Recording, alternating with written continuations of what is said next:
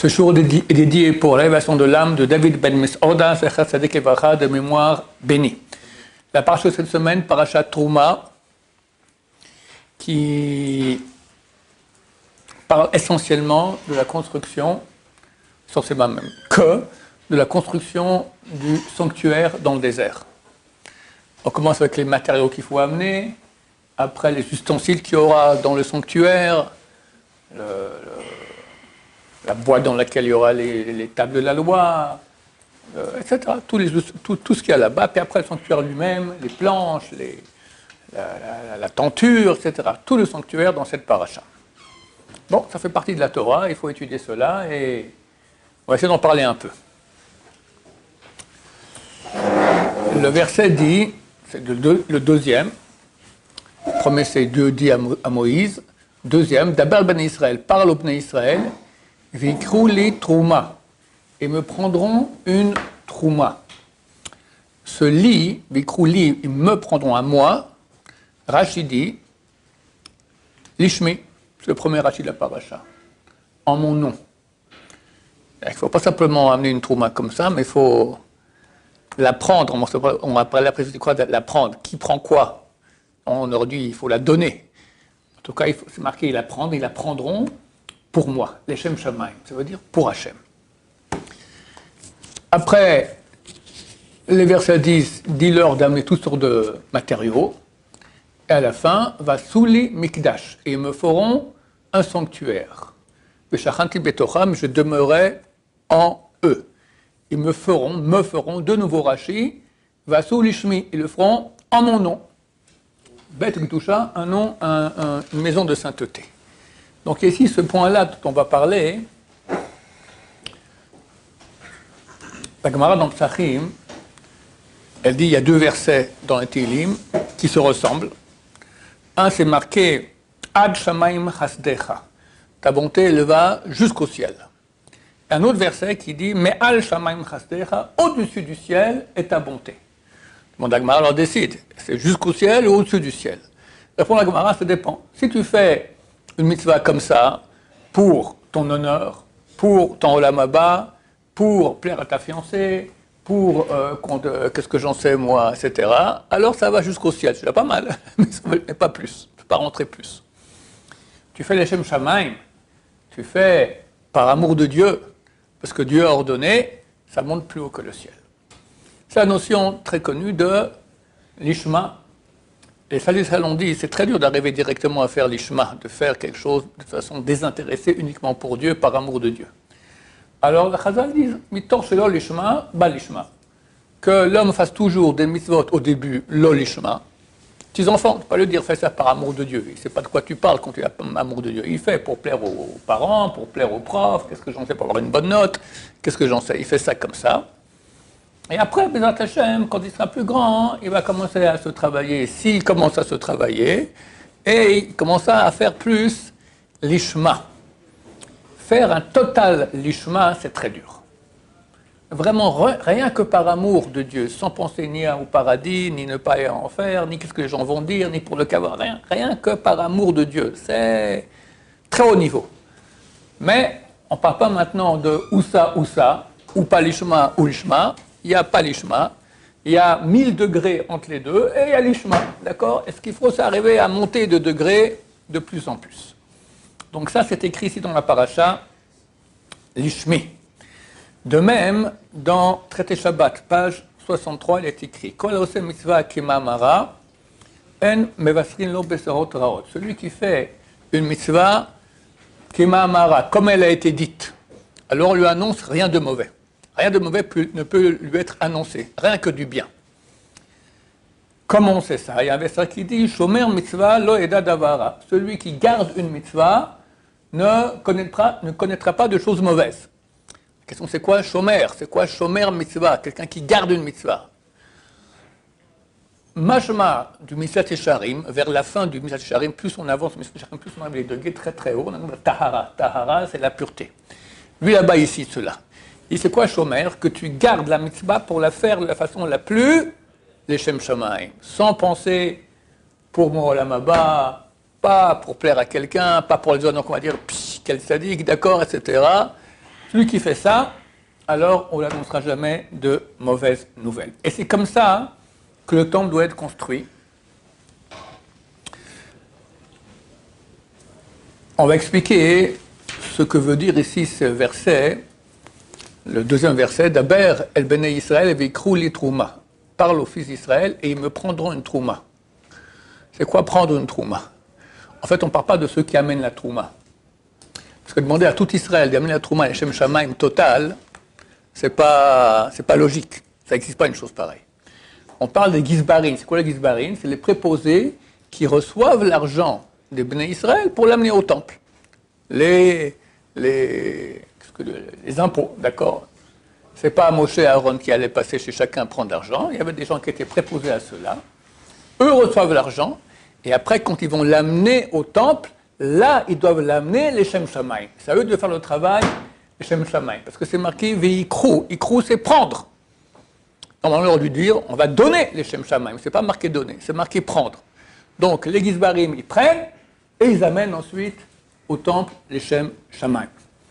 Et dans Shir HaShirim, de Shlomo HaMelech, le Cantique des Cantiques, chapitre 3, versets 9 et 10, c'est marqué comme ça.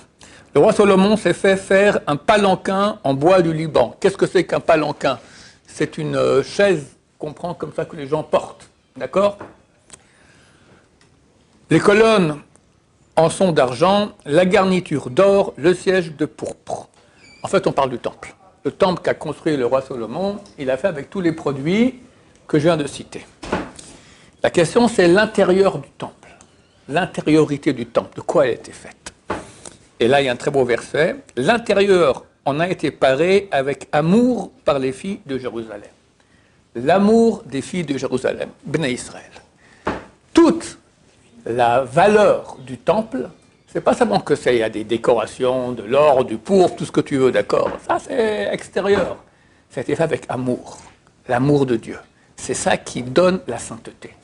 Lorsque, après, dans la paracha, le verset 8, Vasu le Mikdash, ils me feront un sanctuaire, Veshachanti Betocham, je demeurerai en eux. C'est quoi en eux? Ça doit être marqué Veshachanti Betocho, je demeurerai dans lui, dans le sanctuaire. Dans eux. C'est ça le but de l'opération.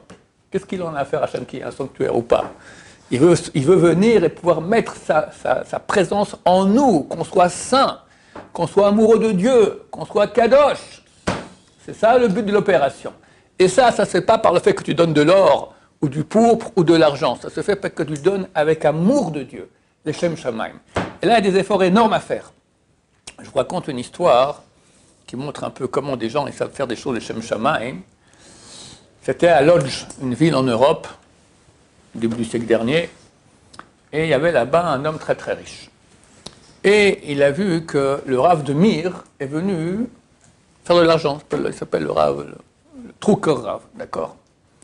Alors il a été voir son secrétaire qui s'appelle le Rav Zilberstein, il lui a dit, tu vas le voir. Tout ce que je te dis, c'est secret. Tu lui donnes une grande somme d'argent en tant que trouma, comme si c'est la tienne, et tu lui payes une chambre d'hôtel dans le meilleur hôtel qu'il y a dans la ville. Il est resté 2-3 semaines, le Rav. Ok, ce Rav Zilberstein, il va, il donne tout ça au donateur, très bien. Le donateur, il n'est pas venu voir cette personne riche. D'ailleurs, dans le livre où j'ai vu cela, on ne cite même pas son nom, d'accord? À la fin des 3 semaines, il vient le voir. Et il s'attend à ce qu'il lui fasse un grand chèque. Baruch haba, bienvenue, etc. Et il lui fait un chèque. Le Rav voit le chèque, il est un peu embêté. Bon, il le met dans la poche, il fait un grand sourire, merci beaucoup. Alors le riche lui dit, mais vous avez l'air un peu embêté. Non, non, tout va bien. Mais j'ai vu un peu, qu'est-ce qui se passe? Dites-moi. Eh bien, la vérité, tout le monde m'a dit ici dans la ville que c'est vous qui allez donner le chèque le plus important, quelque chose de bien comme il faut. Et en fait, je vois qu'il y a un qui a donné plus que vous. Un certain M. Zilberstein, que je ne connais pas, m'a payé une chambre d'hôtel, plus encore un don. Si on fait la somme des deux, c'est plus que votre chèque. Alors je m'attendais que ce soit votre chèque, soit plus. La vérité, tout vient de lui. Hein. Ah, c'est comme ça, donnez-moi le chèque. Il a déchiré, il leur a fait un chèque encore plus grand, plus fort, plus grand que les autres. Et jamais personne n'a su, jusqu'à le type qui a écrit le livre où j'ai vu cette histoire-là, c'est resté complètement secret. Ça, c'est les Shem Shamaim. Tu vois, tu donnes, personne n'est au courant, Et bien sûr, il y a l'argent donné Shem Shamaim, il y a l'étude de Torah les Shem Shamaim, faire une mitzvah les Shem Shamaim, tu viens le matin mettre les tefilines, tu es à moitié endormi, tu ne sais même pas ce que tu dis, tu rêvasses. Bon, la mitzvah elle est faite, mais elle va où? Je ne sais même pas si elle arrive au ciel, d'accord? Elle arrive au toit de la synagogue, mais pas plus. Tu peux le faire avec amour de Dieu, que Dieu t'a ordonné, Dieu m'a ordonné, Hachem m'a ordonné de mettre les tefilines. Je fais maintenant avec amour de Dieu, je me branche avec Hachem. Il y a tout ça, c'est une pensée qu'il faut penser quand on met les tefilines. Si on ne la pense pas, c'est marqué l'essentiel de la mitzvah n'est pas faite. Je ne vais pas le répéter encore une fois, il faudrait regarder dans le Shulchan Aruch, chapitre 25, alinéa 5. D'accord, là-bas, c'est écrit tout ce qu'il faut penser. L'essentiel de la mitzvah, il faut le faire. Vous voulez que je vous dise quand même ou bien? Oui. Bon, alors je vais le répéter. On pense que Dieu nous a donné de mettre les tefilines du bras et de la tête, dans lequel il y a 4 parchemins, dans lequel il y a deux choses. Un, l'unicité d'Hachem. Hachem, le Shema Israël, Hachem, le Kodem Hashem Echad. Dieu est un. Dieu est sorti d'Égypte, qui montre que Dieu a le pouvoir sur les mondes d'en haut et les mondes d'en bas. Tous les mondes d'en haut spirituels. Et il nous a sorti d'Égypte avec des miracles extraordinaires. Et je mets les tefilines de tête sur la tête, parce que dans la tête, il y a la neshama, et par cela, je pense subordonner ma neshama à Hachem. Je mets le tefilin du bras face au cœur, parce que dans le cœur, il y a les pensées et la recherche des plaisirs. Et je pense par cela subordonner mon cœur, mes pensées, à Hachem, et diminuer ma recherche de plaisir. Moins de sucre, moins de glace, moins de gâteau. Donc on finit sur la Shaper. On finit sur le Shaper, je n'ai pas compris. Tant qu'on finit sur... Ouais, non, heureusement que mettre de tefilin, ça prend un certain temps. Donc si tu apprends sa vie, ça va. Voilà. D'accord? Le Bach écrit, mais le Raman Mishabura, c'est l'essentiel de la mitzvah. Si là je suis déjà dans le coup, il y a 3 mitzvot. Chaque mitzvah, il faut penser qu'on fait une mitzvah. Sinon, on n'a rien fait. D'accord? On n'a rien fait. Si c'est une mitzvah de la Torah. Par exemple, comme j'ai dit l'autre jour, tu prends le taxi. Tu payes. Il faut payer à la fin. Et quand tu payes à la fin, tu fais une mitzvah de la Torah, tu donneras son salaire le même jour. Il faut penser ça. Que si tu payes parce que tu payes, tu n'as rien fait. Il ne faut pas le payer avant. Si tu payes avant qu'il ait fini, des fois on paye déjà, on arrive déjà, bon je vous paye déjà. Non, il faut attendre. Tu as une babysitting, tu la payes le même jour. Quand tu rentres à la maison après une soirée, etc., tu reviens, tu payes le même jour. Etc. Il y a 3 mitzvot où ce n'est pas suffisant de penser qu'on fait une mitzvah, il faut penser aussi une certaine pensée. Les tefilines, ce que j'ai dit, le talit, qu'on le met quand on s'entoure et on met derrière sur l'épaule gauche, il faut penser qu'on se souvient par cela des mitzvot d'Hachem. Et la 3e mitzvah, c'est la mitzvah de Souka, qu'on le fait en souvenir des nuées par lesquelles Dieu nous a entourés en sortant d'Égypte. Oui. La mitzvah de payer tout de suite, elle marche sur un vol? Non, ça concerne les Juifs. Ok, comment je suis arrivé à tout ça? Sur les Shem Shamaim, un autre douche sur le premier verset aussi, enfin le deuxième. Il y a une question qui se pose là dans ce verset. La Baal Ben Israël parle aux fils d'Israël, Vikrou li trouma, ils me prendront une trouma. Ils me prendront une trouma. C'est marqué trouma. Après, c'est marqué Met kol ish asher yidvenu libo, de toute personne dont le cœur le poussera à le faire. Tikrou et troumati, vous prendrez ma trouma.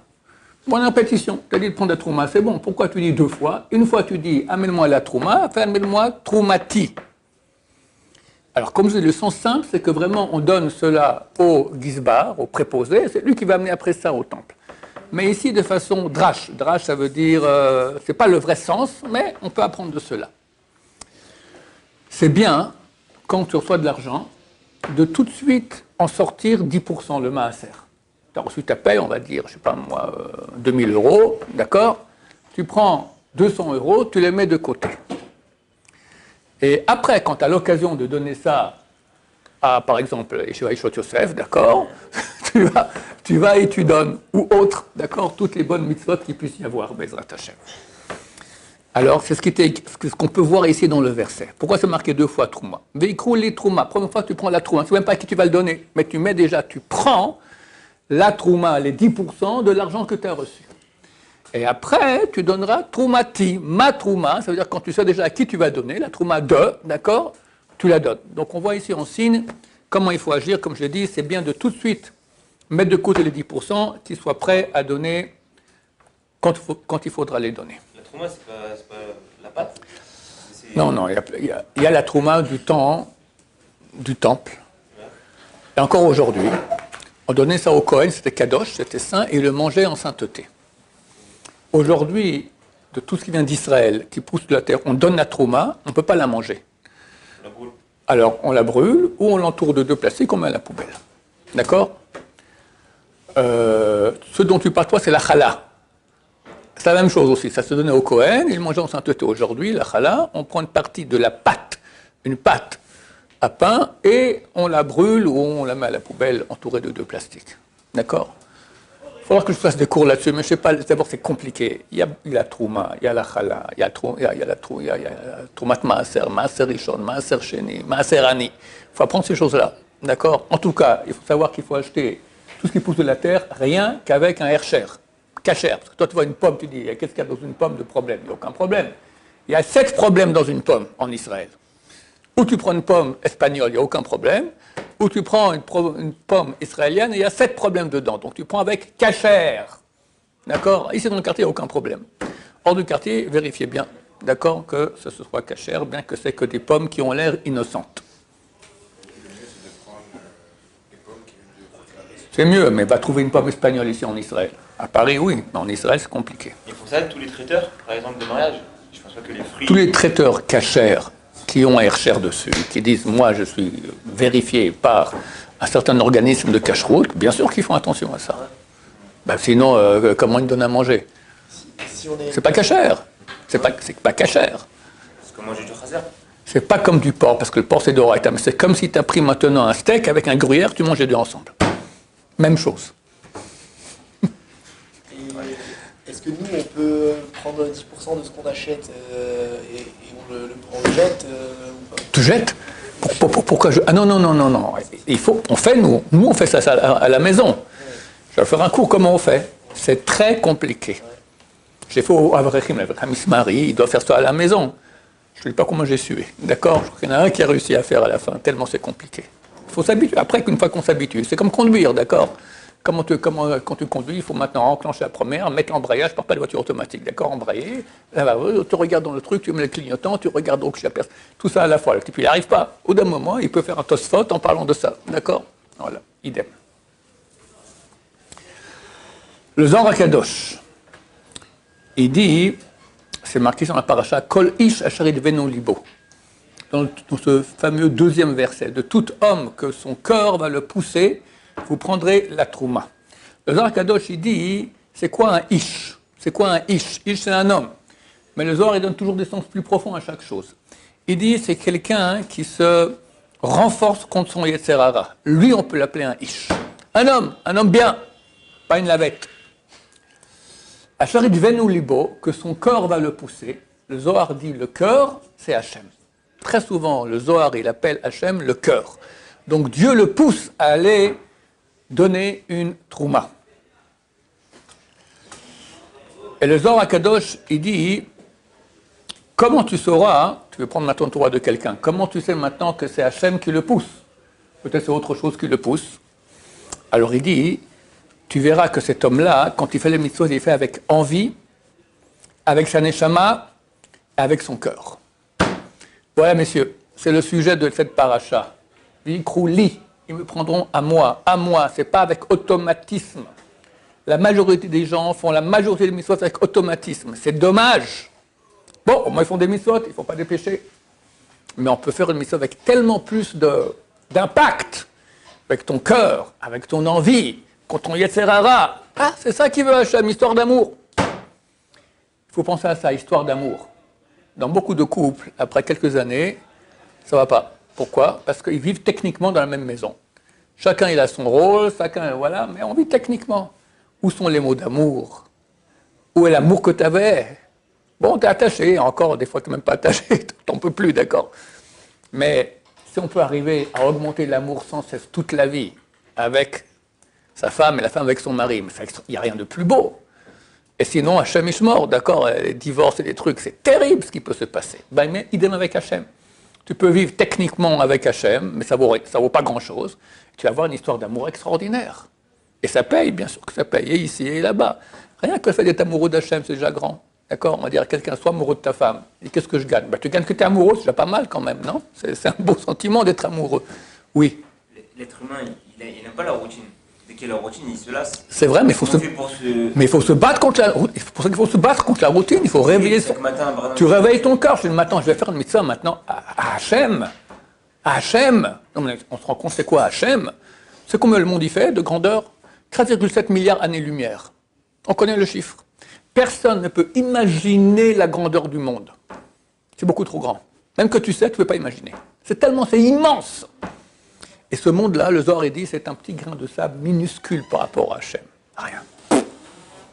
Et Hachem, maintenant, il t'écoute. Maurice, tu vas mettre tes filines. Allez, vas-y, Maurice, vas-y. Ah, tu le mets maintenant, les Shem Shamaim, avec amour de Dieu. C'est beau. Même t'essayes. Bah, c'est beau aussi. Tu es où? Qu'est-ce que... Bon, alors, Hachem, ça vole bas.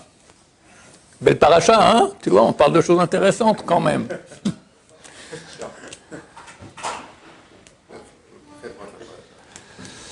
Rabbi Chaim Vital, auteur de toute la Kabbalah, il y a un verset qui dit Bechol drachecha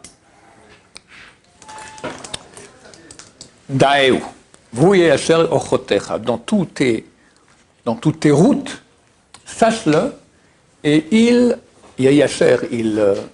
mettra droit tes voies. Rabbi Hamza explique, il y a deux termes ici. Il y a ochotecha, c'est le premier, c'était drachecha, dans toutes tes voies. Ça, c'est les voies où tout le monde va, les voies normales. Ochotecha, c'est les chemins, c'est déjà plus personnel. Arriver tout de suite à avoir une voie personnelle, que tu es un tzaddik, tu fais les choses que les gens ne font pas, c'est pas facile. Alors il dit, qu'est-ce que tu vas faire? Au début, tu vas dans les voies de tout le monde. Tu mets le tefillin, tu mets le talit, tu dis la Torah, mais tu vas essayer dans ces choses-là déjà de faire avec plus de kavana. Si tu feras ça, lentement Hachem Ephraïm, tu feras après connaître des voies nouvelles, des choses que les gens ne font pas, des mitzvot rares, des choses, des pensées, de proximité à Hachem que les gens n'ont pas d'habitude. Tu commences en chemin normal. Quand tu es bien rodé dans le chemin normal, Hachem va t'aider maintenant à faire du special, quelque chose de déjà plus spécial. Be'ezrat Hachem. Donc on parle ici du Beit HaMikdash. Dans la Gemara traité Bachot, page 8, il est écrit que Hachem, depuis que le temple a été détruit, il n'a que les 4 amot, coudées de la halacha. Avant, il y avait le temple. Maintenant, il n'y a plus de temple. Alors, qu'est-ce qu'il a? Il y a les 4 coudées de la halakha. Le fait qu'on étudie la Torah. La halakha, on étudie la Torah. Quand on lit ça, on a l'impression du genre, Hachem, il avait un grand temple fantastique. Il n'y a plus de temple. Bon, le pauvre, il n'a plus que maintenant la halakha qu'on étudie comme ça à la yeshiva. Mais c'est très bizarre, parce que c'est marqué que la Torah est bien plus haute que le temple. C'est marqué dans Talmud Torah, Keneged Kulam, l'étude de Torah vaut plus que tout. Il y a un verset où Hachem dit au roi David, je préfère ton étude de Torah plutôt que de milliers de sacrifices qu'amènera ton fils Salomon au temple. Donc l'étude de Torah, elle est plus grande. C'est marqué aussi, Yekaraim et Pninim. La Torah, elle est plus chère que les perles. Perle, c'est Pninim, mais ça veut dire le mot Pnim. Pnim signifie intérieur. C'est marqué que un Talmid Chacham, qui est un type normal, il est plus grand qu'un Kohen Gadol qui rentre l'ifna et l'ifnim, dans l'intériorité de l'intériorité, dans le Saint des Saints. Un Kohen Gadol qui rentre dans le Saint des Saints, une fois par année, il peut rentrer, le jour le plus saint, à Yom Kippour. Ah, c'est quelqu'un, d'accord? Et s'il ne mérite pas, il est tué sur place. Et s'il mérite un peu plus, il est tué durant l'année. Et s'il mérite bien, il va vivre longtemps, d'accord? Maintenant, il n'est pas Kohen, il n'est rien, mais c'est un Tamid Chacham. C'est un Tamid Chacham. Eh bien, la Gemara dit, le Tamid Chacham est plus grand que ce Kohen Gadol. Donc on voit que l'étude de Torah, c'est plus haut que tout, c'est plus haut que le temple. Alors comment ça se fait que c'est écrit maintenant, une fois que le temple a été détruit, Hachem, il n'a plus que ces 4 amot, 4 coudées d'Halakha. Réponse. Quand le temple était là, notre Torah avait une qualité beaucoup plus grande, beaucoup plus haute. À la fin de la prière, vous dites tous, j'espère, dernière phrase de la Hamida, après qu'on a fait au Shalom Bimoma, au Baham, Yerasom Mefanach Hashem, Elokeinu Melkom, comment on dit là-bas, que tu construises le temple de nos jours rapidement, tu nous donnes maintenant notre partie dans la Torah. Où est le rapport entre le temple et la Torah? Ce que je suis en train de dire. Quand il y a le temple, alors nos âmes, elles montent. Et la Torah qu'on reçoit, elle est beaucoup plus haute. Pourquoi on veut tellement que le Mashiach vienne? Pas seulement parce qu'on en a marre des problèmes d'argent, des problèmes de guerre, des problèmes de maladie. On veut une proximité d'Hachem. Et la Torah qu'on va étudier sera une étude de Torah beaucoup, beaucoup plus profonde. Même les kabbalistes, qui étudient aujourd'hui la Kabbalah, c'est les profondeurs de la Torah, alors Abou Shul l'avait dit, ils étudient aujourd'hui l'extériorité de l'extériorité. Quand Mashiach viendra, ils passeront à l'intériorité de l'extériorité, après ils passeront à l'extériorité de l'intériorité, à la fin à l'intériorité de l'intériorité. Intériorité d'intériorité. Il y a 4 mondes. Nous, on est là, le plus extérieur. Les anges sont là. Et bien, comme Mashiach maintenant, on va arriver là, plus haut que les anges. Et ils vont nous voir, ils vont nous demander, dis-moi, raconte-moi, qu'est-ce qu'il fait Hachem? C'est ça qu'on veut. Donc, Bezrat Hachem, oui, le temple, mais pas en tant que pour le temple. Parce que grâce au temple, on va arriver à des degrés de Torah, de connaissance d'Hachem, beaucoup plus grands. Pardon? Bezrat Hachem. Ok, on passe à la deuxième feuille. Là, dans la paracha, on nous dit de construire des ustensiles qu'il y aura dans le sanctuaire. Tous, c'est marqué à la deuxième personne du singulier. Vasita shulchan, tu feras une table. Vasita menorat zahav, tu feras un chandelier. Vasita eta misbeach, tu feras l'autel. En ce qui concerne le Aaron, la boîte dans laquelle on mettait les tables de la loi, c'est marqué au pluriel. Vasuli Aaron Shittim. Vasu Aaron Shittim. Ils feront une armoire de bois de cèdre. Pourquoi au pluriel? La Gemara, elle dit, de là on apprend que si quelqu'un a mérité d'avoir la Torah, il a mérité tout. T'as la Torah, t'as tout. Les gens se trompent, ils croient qu'on apprend ça de la fin de ce que j'ai dit. Que tout c'est marqué au singulier, mais le dernier, la Torah, c'est marqué au pluriel. Du genre, vu que c'est au pluriel, on t'aura tout. Il n'y a aucun rapport entre le fait que c'est au pluriel, vous ferez, ou le rapport que tu sauras tout. En fait, ça vient du contraire. Ça provient du fait que tous les autres sont écrits au singulier. Vasita. C'est qui ce Asita? Tu feras. À qui il parle? À Moshe. C'est pas Moshe qui a fait. Moshe n'a pas fait les ustensiles du sanctuaire. C'était d'autres personnes qui l'ont fait. Alors pourquoi on dit tu le fais? C'est ça l'enseignement. Vu que Moshe avait toute la Torah en lui, tu as toute la Torah, alors c'est comme si toi tu as fait ça, tu as fait la table, tu as fait le chandelier, tu as fait cela. Celui qui a la Torah, il a tout. Et donc on voit ça. Yaakov Avinu, il a passé 22 ans, 20 ans chez Laval, plus 2 ans la route aller-retour, plutôt le retour. À cause de ça, pendant 22 ans, son fils Yosef a disparu de la circulation. Il a énormément souffert, énormément souffert. La question se pose, il n'a pas fait de péché pendant ces 22 ans. Pourquoi il est parti là-bas? C'est une mitzvah. Ses parents lui ont dit, va chercher une femme. Enfin, son père lui a dit, va chercher une femme. Sa mère lui a dit, fuis, Esav, il veut te tuer. Donc il a fait 2 mitzvot de Kibbout Avem énormes. À cause de ça, il doit maintenant mériter 22 ans, Yosef qui disparaît. Disent les commentateurs, oui. Parce qu'en fin de compte, bien qu'il n'a pas fait de péché, vu qu'il n'a pas fait la mitzvot de Kibbout Avem, il manque quelque chose dans sa plénitude. Il n'est pas 100% comme il faut. Il est comme il faut, mais il manque une partie. Il fallait ces 22 ans de souffrance terrible que son fils Yosef a disparu de la circulation pour réparer cela. On pose la question, mais il y avait aussi 14 ans qu'il a fait dans la Shiva de Shem Ve'ever, où il n'était pas non plus chez ses parents. Pourquoi ces 14 ans, il n'y a pas une souffrance que Yosef a disparu en tout 22 et 14, 36 ans? On dit non, mon cher ami, à la Shiva de Shem Ve'ever, qu'est-ce qu'il disait? Il étudie la Torah. Quelqu'un qui étudie la Torah, il a tout! Tu vas dire après, non, maintenant il y a un manque dans sa personnalité. Quoi manque? Étudie la Torah. Tu as la Torah? Tu as tout, Bezrat Hashem. Voilà, chers amis, à bon entendeur, salut. Le Kli Yakar pose la question. Ici, en notre Maracha, on va nous donner les mesures de chacun des ustensiles du temple. alors la boîte dans laquelle on mettait les tables de la loi, c'est tout des demi. Tu as un demi, tu as deux et demi, tu as un et demi de haut, c'est tout avec des demi. Tu as certains ustensiles que c'est tout des entiers. Tu as la table des pains. Alors tout ce qui est horizontal, c'est entier, les longueurs et les largeurs, et tout ce qui est vertical, c'est avec une demi, un et demi. Pourquoi? La table dans laquelle on met la Torah, pour que tu saches, tu es une demi. Ne crois pas que parce que tu as appris beaucoup de Torah, tu es quelqu'un de complet. On n'est jamais complet. La connaissance de Torah, on ne saura jamais. C'est énorme, c'est infini. Donc sache, tu n'es qu'une demi, ne te prends pas pour ce que tu n'es pas. De plus, casse-toi! Casse-toi en deux pour étudier la Torah. Il faut garder les yeux ouverts, se concentrer. En ce qui concerne la table des pains, ça c'était la parnassa.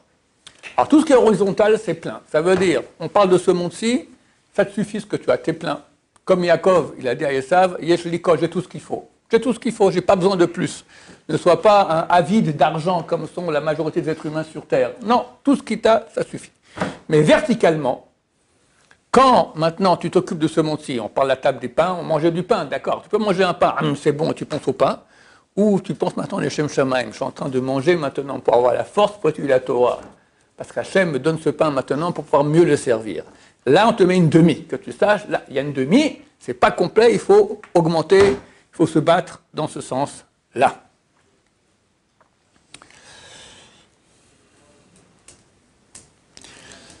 Il y avait 3 instruments qui avaient une petite couronne autour. L'armoire du Sefer Torah, la table des pains et le Mizbeach, l'autel. La Mishnah dans Avot est dit qu'il y a 3 couronnes. Keter Torah, un par rapport à la Torah, c'est l'armoire, un par rapport au service de Dieu, c'est l'autel, et un par rapport à la malchoute, la royauté, c'est la table des pains. La royauté, c'est la richesse. Et dans la Mishnah, là-bas dans Avot, c'est marqué « Et Keter Shem Tov », la couronne du bon nom au-dessus des 3. Alors combien de couronnes il y a? 4. Tu m'as dit il y en a 3. Et la couronne du bon nom, elle est au-dessus de tout. Et pourtant, le type, il dit, au début de la Mishnah, le Tana, il dit, le rabbin, excusez-moi, il dit, il y a 3 couronnes. Tu ne sais pas compter. Tu me cites 4 couronnes. Réponse. Il y a 3 couronnes. Mais avec chacune de ces couronnes-là, il faut qu'il y ait Keter Shem Tov, qui est la couronne du bon nom. C'est quoi un bon nom? T'es un type bien, t'es gentil avec les gens, t'es poli, tu rends service, tu t'énerves pas. Shem Tov, t'as un bon nom. Si quelqu'un il a beaucoup de Torah, mais il n'a pas un bon nom, c'est une ordure, d'accord? Et des fois, tu as des gens qui, soi-disant des grands tzadikim, mais va voir comment ils sont à la maison avec leur famille, d'accord? Terrible! Alors t'es terrible, t'es une ordure, t'es rien. Ah, j'ai beaucoup de Torah, t'es un faux Ben Torah. T'es pas un vrai fils de la Torah. Ou le contraire, quelqu'un, il est très gentil, mais il n'a pas de Torah. Qui on a comme ça, qu'un type qui est très très gentil, mais pas de Torah? C'était Rabbi Akiva. Rabbi Akiva, sa femme s'est mariée avec lui parce qu'il avait des bonnes midotes, c'était un gentil garçon. Bon, après l'étude de la Torah, il est devenu Rabbi Akiva. Mais il était assassin à l'époque. C'est marqué dans page 50, je crois, de Psachim, il dit, quand j'étais jeune, je disais, donnez-moi un Talmid Chacham que je le morde comme un âne. Il avait la honte, la haine des religieux. Un rabbin, je vais le mordre comme un âne. On dit, pourquoi comme un âne? Il dit comme un chien. Vous ne savez pas, le chien, il mord que la chair. L'âne, il brise les os. Tellement j'avais la haine des religieux. Ça, c'est Rabbi Akiva, un assassin.